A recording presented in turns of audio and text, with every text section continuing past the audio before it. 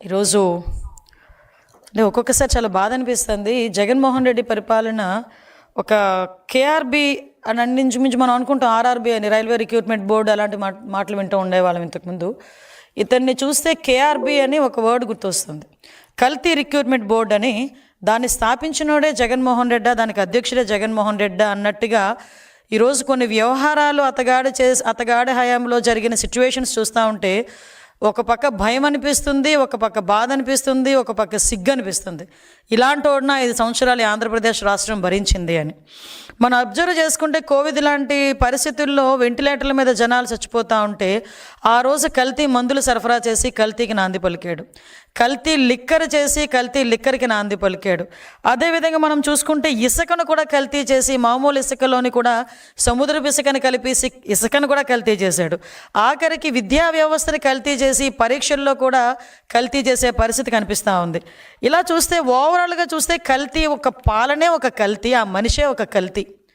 ఇవన్నీ పక్కన పెడితే ఆఖరికి ప్రసాదాల తయారీలో ఉపయోగించే నెయ్యిని కూడా కల్తీ చేసి, అది నెయ్యి కాదు, రసాయనాలతో తయారు చేసిన ప్రసాదం, అలా తయారు చేసి దాన్ని కూడా మహాప్రసాదంలాగా ప్రజలందరూ ఆరోగ్యాలతోని సెంటిమెంట్తోని ఆడుకొని ఈరోజు తిరిగి కళ్ళబొల్లి మాటలు మాట్లాడుతూ ఆ జరిగిన మహాపాపాన్ని తిరిగి ఈరోజు ఎన్డీఏ కూటమి వాళ్ళైన గౌరవ ముఖ్యమంత్రి చంద్రబాబు నాయుడు గారి మీద, ఉప ముఖ్యమంత్రి పవన్ కళ్యాణ్ గారి మీద, అదేవిధంగా నారా లోకేష్ బాబు గారి మీద నెట్టడానికి వాళ్ళు చేస్తున్న ప్రయత్నం చూస్తూ ఉంటే వాళ్ళకి సిగ్గనిపించట్లేదేమో తెలియట్లేదు. కానీ అలాంటి వాళ్ళని 5 సంవత్సరాలు భరించినందుకు ఆంధ్రప్రదేశ్ రాష్ట్ర ప్రజలుగా మేమందరం కూడా సిగ్గుపడే పరిస్థితి కనిపిస్తూ ఉంది.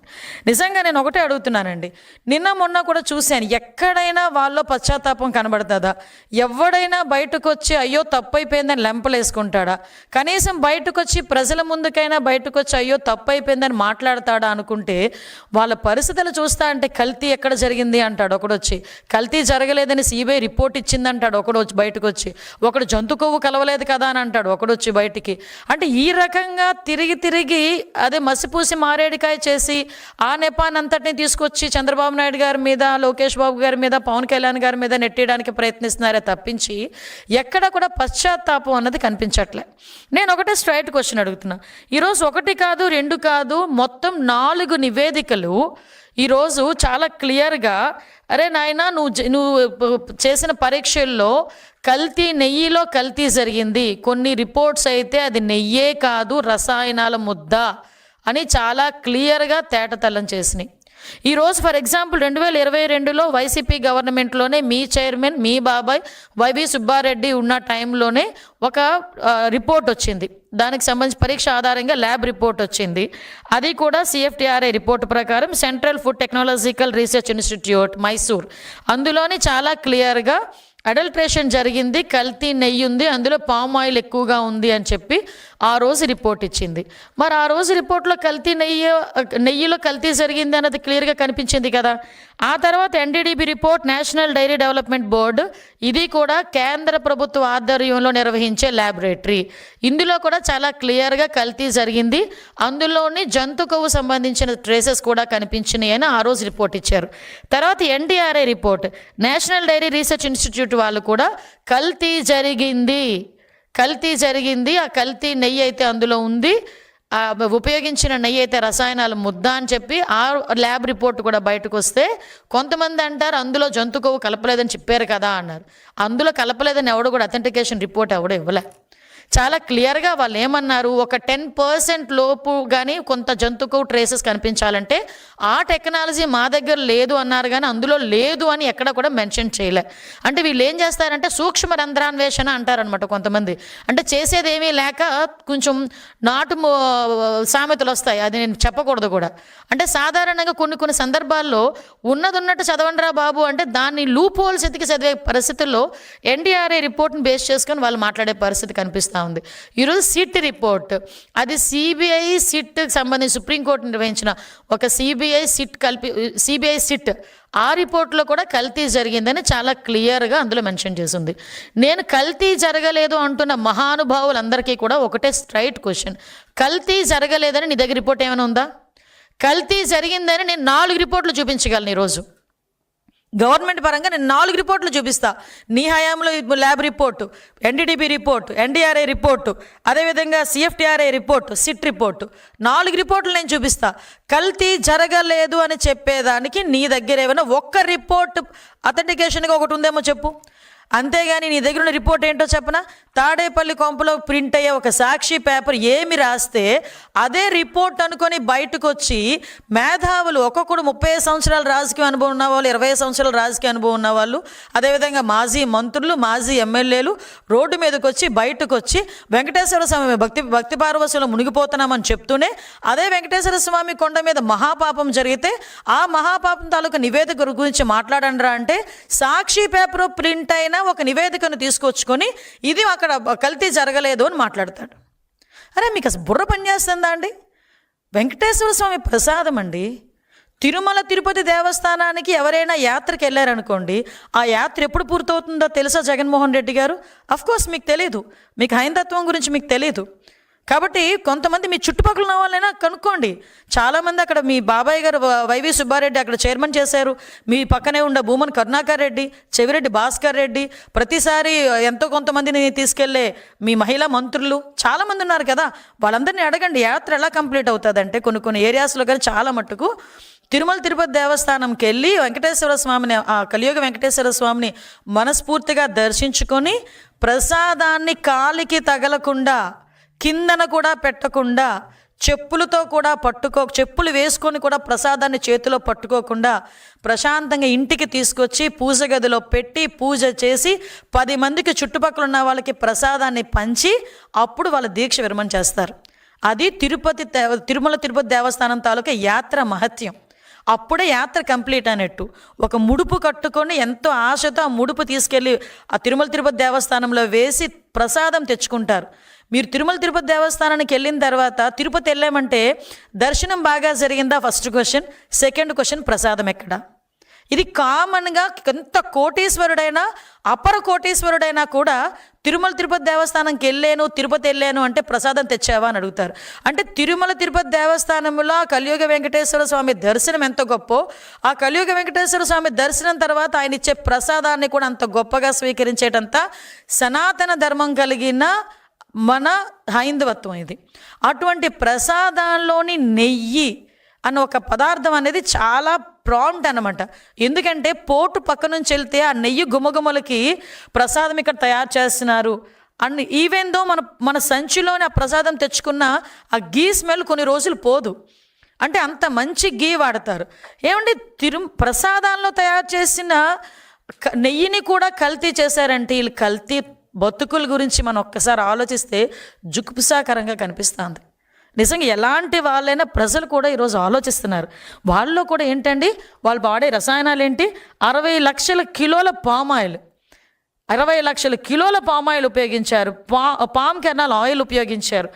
8.90 లక్షల acetic acid, Easter, lactic acid, food grades, monoglycerides, beta keratin. ఈరోజే తెలిసింది లప్సా ఎందులో యూజ్ చేస్తారో తెలుసా అండి? బాత్రూమ్ క్లీనర్స్కి ఉపయోగించే ఒక కెమికల్ని దేవుడికి పెట్టే ప్రసాదంలో కలిపి అలాంటి దాన్ని కూడా తీసుకొచ్చి ప్రజలకు అప్పచెప్పి వాళ్ళ మనోభావాలతోనే కాకుండా వాళ్ళ ఆరోగ్యాలతో కూడా ఆడుకున్నారంటే నిజంగా క్షమించాలా అని అడుగుతున్నాను. నేను ఈ క్వశ్చన్ క్షమించాలని అడుగుతున్న క్వశ్చన్ ప్రజలను అడుగుతున్నాను. ఇలాంటి వాళ్ళని క్షమించాలా? ఇంకా మన మధ్యలోని వీళ్ళు మనుషులుగా తిరిగే అర్హత ఉందా వీళ్ళకి? ఎంత మహాపాపానికి వడిగట్టారండి. ఇది మహాపాపం కాదా? అంటే ఇదంతా కూడా గీలా కనిపించడానికి, గీలా చిన్న స్మెల్ రావటానికి ఇన్ని కెమికల్స్ వాడారు. అంటే ఇక్కడ లప్సా గురించి మాట్లాడితే ఇందాక మనం చాలా మాధ్యమాల్లో కూడా చూసాం. అసలు ఆ లప్సా అనేది ఎందుకు కొనుగోలు చేశారు అంత క్వాంటిటీ ప్రకారం? చాలా వాటికి సమాధానం చెప్పాల్సి వస్తుంది. ఈరోజు కల్తీ జరగలేదన్న మహానుభావులందరూ కూడా. ఈరోజు అదేవిధంగా ఒకసారి చూస్తే ఇక్కడ అసలు నాకు ఇప్పటికీ కూడా అర్థం కాని ఒక లాజిక్ అన్నమాట. అంటే నేను సిట్ రిపోర్ట్ చూశాను. నెక్స్ట్ ఇంకొక విషయం చెప్పాలండి, దాని తర్వాత దీని దగ్గరికి వస్తా.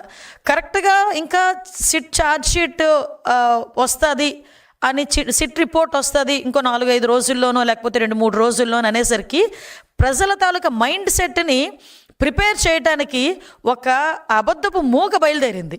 నేను ఆ రోజే అనుకున్న గ్యారంటీగా అందులో ఏదో ఉంది, అందుకే వీళ్ళు మొదలుపెట్టారు అని. 3 రోజుల ముందు నుంచి ఇంకా ప్రజలకు అథెంటికేషన్గా ఒక పేపర్ రాలే, ఏది రిపోర్ట్ రాలే.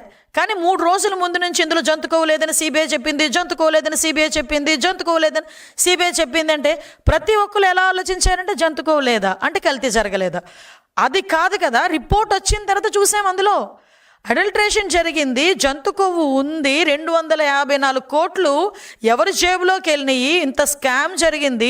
వైవి సుబ్బారెడ్డి తాలూకా పిఏనే ఇంచుమించుగా 4,50,00,000 రూపాయలు ట్రాన్సాక్షన్స్ అందులో కనిపించినాయి.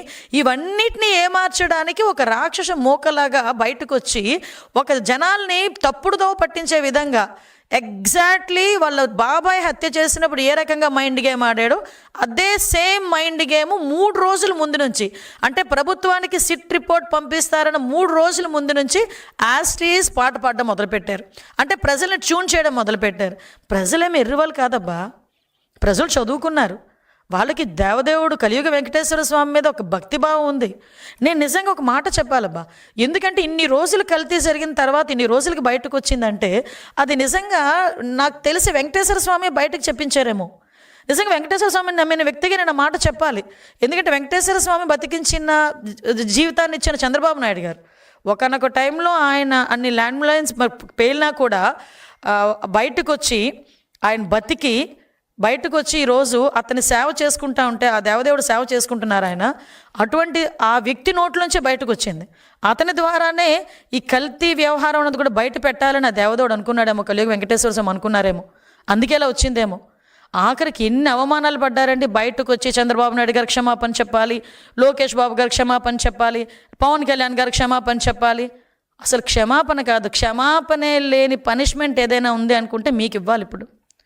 అలాంటిదండి ఈరోజు మళ్ళీ చూస్తే అందులోని మళ్ళీ వీళ్ళు మాట్లాడతారు టెండర్ ఫైల్ కనుక మనం చాలామంది అందరికీ తెలుసు టెండర్ ఫైల్లో నెయ్యి ఎలా వస్తుందండి, పాలుంటే నెయ్యి వస్తుంది, అంతే కదా.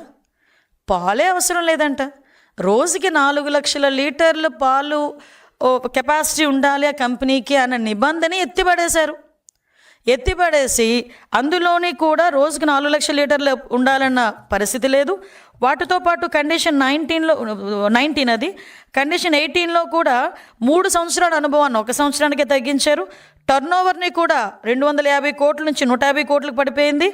ఆఖరికి FSSAI రిపోర్ట్ ఉండాలి, దాని సర్టిఫికేషన్ ఉండాలి అన్న నిబంధనను కూడా పక్కన పడేశారు. ఎవరి గురించి, ఎందు గురించి, ఎవరి జేబులు నింపడం గురించి, ఎవరి కళ్ళల్లో ఆనందం చూడడం గురించి, ఎవరిని మోసం చేయడం గురించి. పాలే లేకుండా నెయ్యి ఎలా వస్తుంది, అది చిన్న పిల్లోడిని అడిగినా చెప్తాడు ఎలా వస్తుంది. నాకు తెలిసి ప్రపంచంలోని ఏ టెక్నాలజీ కూడా పాలు లేకుండా నెయ్యిని తీసుకొచ్చిన టెక్నాలజీ, ఎంత టెక్నాలజీ పెరిగినా ఆ టెక్నాలజీ అయితే రాదు, రాబోదు, రాలేదు. కానీ ఇలాంటి టెక్నాలజీ ఏవైనా నేను ఇందాక చెప్పాను కదా, ఈ KBR బోర్డులో ఏమైనా తాడేపల్లిలో ఉందేమో ఒకసారి చూడాలి. తాడేపల్లి ఏమైనా కొత్త ఫార్ములా ఏమైనా మొదలు పెట్టారేమో, పాలు లేకుండా నెయ్యి తయారు చేసే ఫార్ములా మొదలుపెట్టారు కదా, పామాయిల్తో మొదలుపెట్టారు కదా. ఇలా తీసుకొచ్చిన పరిస్థితి కనిపించింది.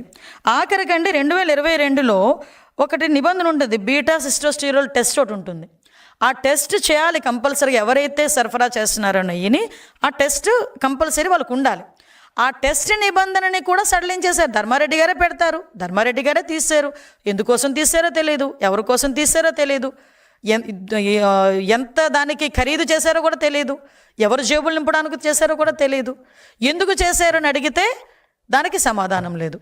ఈరోజు ఆఖరికి లాస్ట్ అండ్ ఫైనల్గా ఈ మహాపాపాన్ని తల చుట్టుకుంటుంది అనుకున్నాడో ఏంటో తెలియదు కానీ ఈ వైవి సుబ్బారెడ్డి ఎక్స్ చైర్మన్ జగన్మోహన్ రెడ్డి తాలూకా వాళ్ళ బాబాయ్ ఈ రకంగా ఈరోజు మాట్లాడుతున్నారు. ఈరోజు ఒకసారి వినండి ఒక interview. I agree that they have submitted in their report that ghee is adulterated, and they have also mentioned adulterated ghee supplied because of so many people's involvement and some officers involvement, some third persons involvement in the, all those people were named and charge-sheeted also.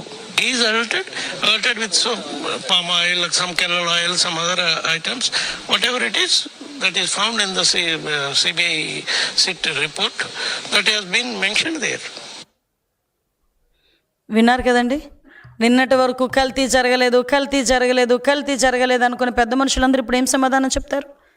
అంటే adulteration జరిగిందట, కల్తీ జరిగిందంట, అందులో palm oil ఉందంట, అందులోని palm kernel oil ఉందంట, అన్నీ ఉన్నాయని ఆయన ఒప్పుకుంటున్నాడు, ఛార్జ్షీట్లో ఉందని ఒప్పుకుంటున్నారు.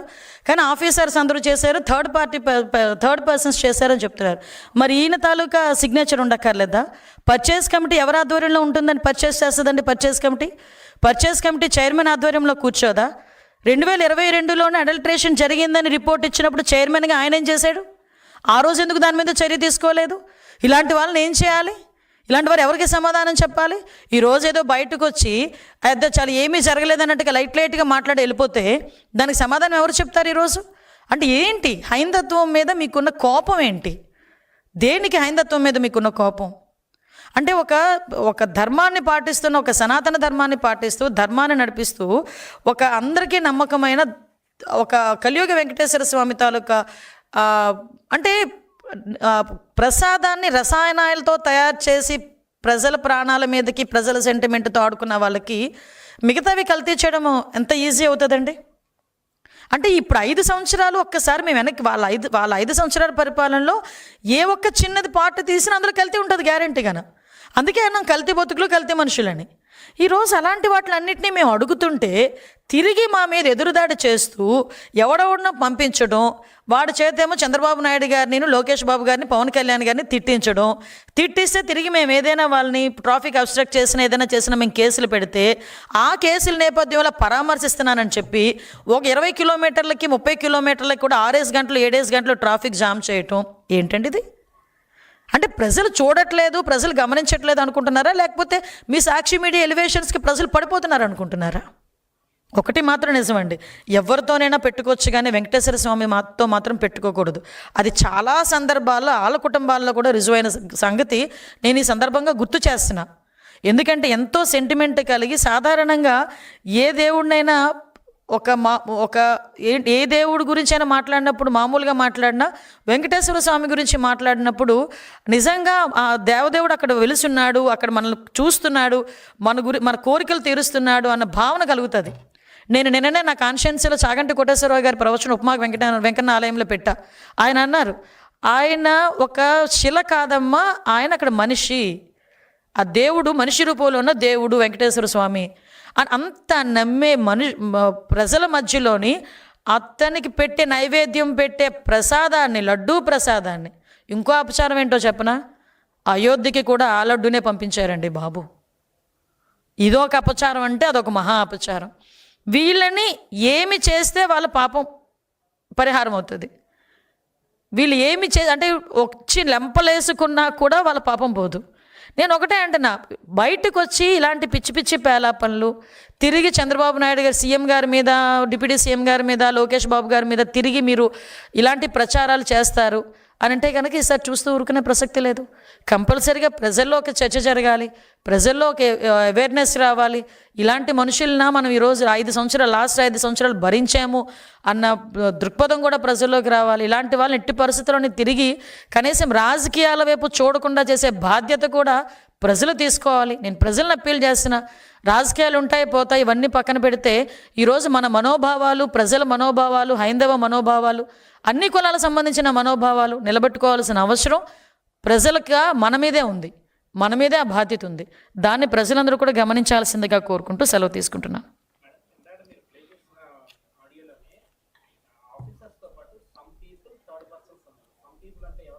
ఆయన అయి ఉండొచ్చు, సింపుల్లీ హీఈస్ ద మెయిన్. పరిస్థితి ఎలా అయిపోయిందంటే కల్తీనయ్యి అందులో జంతుకోవలేదు, కల్తీనయ్యి ఇలా మాట్లాడుతున్నారు కదా వీళ్ళు. ఇంతవరకు ఈయన మాటలు మాట్లాడిన తర్వాత ఎవరు చేస్తారండి? మీకు ఒకటే విషయం చెప్తున్నా, ఇప్పుడు ఏదైనా ఒక వ్యవహారం జరిగిందంటే హెడ్ ఆఫ్ ద ఇన్స్టిట్యూట్నే మనం ఫిక్స్ చేస్తాం, అది కామన్గా. ఫర్ ఎగ్జాంపుల్ ఇప్పుడు కల్తీ గురించే మాట్లాడుకుందాం. ఎక్కడైనా కల్తీ వస్తువులు, నిత్యావసర వస్తువులు దొరుకుతున్నాయి అనుకోండి, అందులో ఉన్న వర్కర్ మీద, అందులో ఉన్న వాడి మీద పెట్టాడు, ఆ షాప్ ఎవరిదో చూస్తాడు, ఆ ఓనర్ మీద పెడతాడు ఎవడైనా కేసు వెళ్ళి, అంతే కదా. అలాంటిది ఈరోజు అంత పెద్ద దేవస్థానం, కొన్ని వేల కోట్లు భక్తులు ఇచ్చిన సొమ్ముతో దేవదేవుని కొలుస్తున్నాము, దేవదేవుని సేవ చేసుకుంటున్నాము, ఆ ప్రసాదాలు తయారు చేస్తున్నాము. అలాంటి వ్యవహారంలో పర్చేస్ కమిటీలో వన్ ఆఫ్ ద చైర్మన్ అయినా ఇతను YV Subba Reddy some persons some third persons అంటే హూ ఇస్ దట్ పర్సన్స్? అసలు మెయిన్ పర్సన్ ఆయనే కదా. వాళ్ళ పిఏది ఆల్రెడీ ఛార్జ్షీట్లో ఉందని చెప్పి ఆయన చెప్పుకుంటున్నాడు కదా కొంతమంది ఉన్నారు అని. వాళ్ళు 254 కోట్లు స్కామ్ జరిగిందని చెప్పి అందులో రిపోర్ట్లో ఉన్నది కదా. ఈ వీటన్నిటి గురించి మాట్లాడడం మానేసి జంతుకో గురించి ఎవడో సాక్షి రిపోర్టర్ ఎవడో అందులో లేదు అని రాస్తే అదే పెద్ద అథెంటికేషన్ రిపోర్ట్ లాగా, అదే పెద్ద కేంద్రీయ ల్యాబ్ లాగా వాళ్ళే తీసుకొచ్చేసుకొని లేదు లేదు లేదు లేదని ప్రొజెక్ట్ చేసేస్తే ప్రజలను పిచ్చోళ్ళ. ఈరోజు మేము రాజకీయాలు చేయాలనుకుంటే చాలా ప్లాట్ఫామ్స్ ఉన్నాయండి మాకు కూడా. మేము రాజకీయాలు చేయాలి అనుకుంటే ఈ విషయం మీద రాజకీయాలు చేయాల్సిన అవసరం లేదు. వెంకటేశ్వర స్వామి ఎవరికైనా దేవుడే, ఎవరికైనా సెంటిమెంటే. మేము తప్పుడు ప్రచారాలు చేయాల్సిన అవసరం లేదు, తప్పుడు ఆధారాలు సృష్టించాల్సిన అవసరం లేదు, తప్పుడు మాట్లాడాల్సిన అవసరం అంతకన్నా లేదు మాకు. ఈరోజు అలా మాట్లాడి ఈరోజు ఇలా పనులు చేసి 151 నుంచి 11 పడిపోయారు. ఇంకా ఇంకా దిగజారిపోతే ఏమో ఆ దేవదేవుడు స్క్రిప్ట్ రాసేయడం ఇంకా దిగజారిపోవాలని వాళ్ళు, మనం ఏం చేయగలం?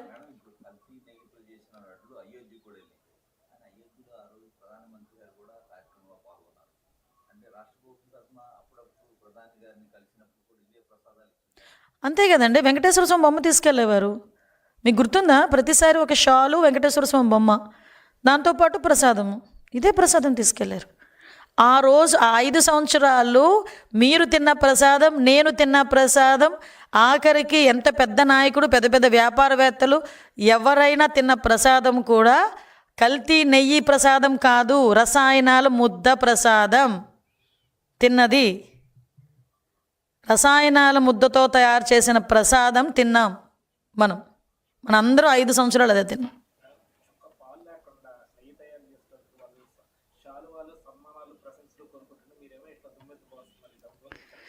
అంటే ఎలా నిజంగా ఒక్కొక్కసారి అప్పుడే ఈ నవ్వు ఆనందంతో వచ్చే నవ్వు కాదు, బాధతో వచ్చే నవ్వు. అంటే ఎంత కాన్ఫిడెంట్గా మాట్లాడతాడండి అబద్ధాలు కూడా. నన్ను సాలువాలు కప్పడం పోయి, నాకు దండలు వేయడం పోయి, నన్ను తిట్టరా, రోడ్డు మీదకి వచ్చి మాట్లాడమనండి. ఇప్పుడు నేను మళ్ళీ అడుగుతున్నా, క్వశ్చన్స్ అడుగుతున్నా. నేను నీ దగ్గర ఏ రిపోర్ట్ ఆధారంగా అందులో కల్తీ జరగలేదని చూపించి ఒక్క రిపోర్ట్ చూపించమనండి. నేను 4 రిపోర్టులు చూపిస్తాను, నేను కల్తీ జరిగింది అని, జంతుకు ఉంది అని. ఒక్కడు చూపించమనండి లేదు అని చెప్పడానికి. ఎందుకు నోటి మాటతో? మళ్ళా తిరిగి దీన్ని డైవర్ట్ చేయటానికి వీళ్ళేమో పరామర్శలు అని చెప్పి ప్రదర్శనలు చేస్తున్నారు. దానికి కూడా ఒక అప్పీల్ చేయాలండి మీ అందరికీ కూడా, ప్రజలకి అందరికీ కూడా. ఇప్పుడు ఏంటంటే, ఇప్పుడు నేను నిన్న కూడా మాట్లాడాను, ప్రజలు రాజకీయాలు ఉంటాయి, రాజకీయాలు అన్నీ అందరూ చేస్తుంటారు. కానీ ఎవరు రాజకీయం చేసినా, ఎవడు రాజకీయంలోని అధికారంలోకి రావాలనుకున్నా ప్రజా సంక్షేమం గురించి, ప్రజల అభివృద్ధి గురించి, ప్రజల తాలూకా భద్రత గురించి, ప్రజాక్షేమం గురించి, ఇదైతే అల్టిమేట్, అంతే కదా. కానీ ఈరోజు అదే ప్రజల్ని ఇబ్బంది పెడుతూ 20 కిలోమీటర్ల ప్రయాణానికి 7 గంటలు 8 గంటలు తీసుకుంటూ, ట్రాఫిక్ అబ్స్ట్రక్ట్ చేస్తూ, ప్రజల్ని ఇబ్బందులు పెడుతూ, వే క్లియర్గా ఉన్నా కూడా కావాలని నెమ్మదిగా వెళ్తూ, 2 కిలోమీటర్లు 3 కిలోమీటర్లు కూడా 2 గంటలు 3 గంటలు చేస్తూ ఏమి సాధిద్దామని. అంటే ఇలాంటి తప్పులన్నీ చేసేయటం, ప్రజల మధ్యలోకి వెళ్తే మాకు ఇంత ప్రజా ఆదరణ ఉందని వాళ్ళ తాలూకా జనాలందరినీ చూపించుకోవటం చేసే ప్రయత్నం, అది కూడా అఫ్కోర్స్ బిడిసికొడుతుంది అనుకున్న తర్వాత విషయం. దీని మీద కూడా ఏం చేయాలని ఒక చర్చ అయితే సాగుతుంది.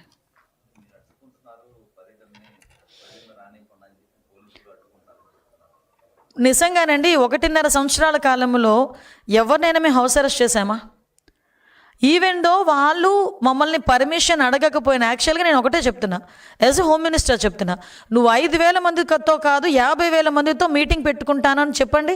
ఒక మాజీ ముఖ్యమంత్రికి ఏ బందోబస్తు ఇవ్వాలో ఆ బందోబస్తు ఇచ్చి మేము ప్రశాంతంగా పర్మిషన్స్ ఇచ్చి మేము పంపించుకుంటాం. మేమే కాదని చెప్పట్లేదే, మీకులాగా మేమేం మైకులు లాక్కోవట్లేదే, మీకులా మేమేమి నుంచున్న స్టూల్ లాక్కోవట్లేదే, మీకులా మేమేమి వేసిన స్టేజ్లు కూడా తీసేయట్లేదే, మీకులా మేమేమి ఇళ్లలోని కూర్చోబెట్టి హౌస్ అరెస్టులు చేయలేదే. మేమేమేను మీకు ప్రజాస్వామ్యబద్ధంగా మీకు వచ్చిన హక్కును మీరు వినియోగించుకోండి అని చెప్తున్నాం. వినియోగించుకుంటూనే ప్రజల్ని ఇబ్బంది పెట్టద్దు అని చెప్తున్నాం. మేము ప్రజలకు ఇబ్బంది కలిగే పరిస్థితి చేయొద్దు. ఈరోజు ఒక అత్యవసరంగా అంబులెన్స్లోని హాస్పిటల్కి వెళ్ళాల్సిన వాడు ఉంటాడండి. నువ్వు చేసే ఈ ప్రదర్శన బట్టి అతను చనిపోతే పరిస్థితి ఏంటి? ఎవరు సమాధానం చెప్తారు? ఈరోజు ఎవరో ఎక్కడికో ఇంటర్వ్యూకి వెళ్ళాల్సి వస్తుందండి, వాడు ఉద్యోగం పోతే ఎవరు సమాధానం చెప్తాడు?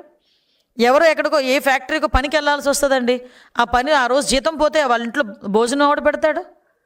కొంచెం కామన్ సెన్స్, సివిక్ సెన్స్ ఉండాలి కదా అని అడుగుతాను నేను. అది లేకుండా ఇష్టానుసారంగా మేము వెళ్తామంటే చూస్తూ కూర్చొని ప్రసక్తి అయితే ఉండదు. ఆటోమేటిక్గా కేసులు అయితే పడతాయి. చూపించమనండి, పర్మిషన్ నిజంగా అడిగితే మేము చెప్తాం. ఎన్ని కార్లు వెళ్తాయి, ఎంతమంది జనాలు వస్తారు, దాన్ని బట్టి మేము బందోబస్తు ఏర్పాటు చేసుకుంటాం, మేము అడుగుతాం. కానీ అలాంటిది ఏం లేదు, ఎక్కడ కనిపించట్లేదే. మేము ఇంటిమేషన్ ఇస్తారు, మేము పలానా దగ్గరికి వెళ్తామని. అంటే మేమే ఇంతమంది వస్తారేమో అనుకొని మేమే పెట్టుకొని ఎవరైనా ఎక్కువ మంది వస్తే ఆపితే పోలీసులు తోస్తున్నారు, పోలీసులు అని చెప్పి మాట్లాడుతూ ఎవడో రప్పా అని చోటు నోటుకొచ్చినట్టు మాట్లాడినా మేము నోరు మూసుకొని ఊరుకోవాలా? మళ్ళీ తిరిగి పోలీసుల్ని, ప్రభుత్వాన్ని మీరు అడ్డుకుంటున్నారని మాట్లాడడం సబబా? అది ఒకసారి కామన్ సెన్స్ కదా అది.